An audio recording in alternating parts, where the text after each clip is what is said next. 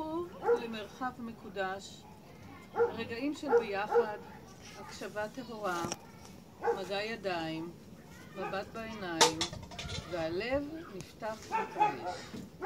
אתם חבורה אמיצה, מופלאה, סקרנית, ועם רצון עז לדעת, להבין, ללמוד את עצמכם, כשהיעד להיות מאושרים ושמחים. הטרילותרפיה, טרילו, היא דרך חיים, סוג של שותפות בין הראש, הרגש והאמצע.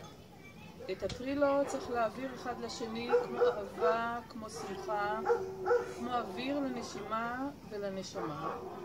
כך יבוא השקט והטוב הזה לחיי כולנו.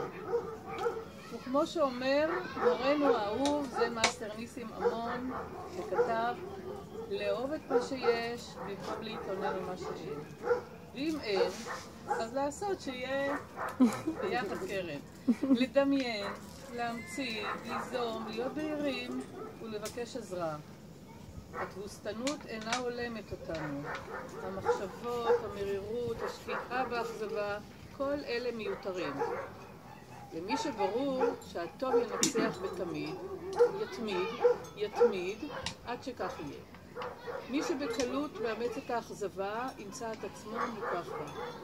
לרדוף טוב ולאחוז בו, לסלוח יותר ולהוביל קדימה ברוגע. כי נכון לעכשיו, אלה החיים היחידים שיש לנו. זה אמר ניסי.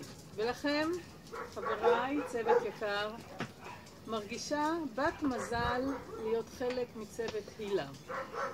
מזל גדול נפל בחלקי להכיר אתכם. למדתי מכם רבות, על צניעות, על ענווה, סקרנות, רצון עז ללמוד, להעמיק ולדעת עוד, על שמחה שבלב, על חיבוק ואהבה, לתת ולתרום לקבוצה, אהבה, תמיכה ועזרה, והכל ללא תנאי. נעמתם לי מאוד. ולך הילה, אחות ליבי, צעירה בגילה, אך כשהיא מדברת היא נשמעת כמו זקנת השבט. סחפה את כולנו במנהיגות נבונה, שקטה ונעימה, במקצועיות שבאה מהנשמה. הכתיבה במו פיה פרקי חיים של ילדות, בגרות ומוות, בעדינות ובסבלנות. באהבה רבה חיברה בין הלבבות ונגעה בין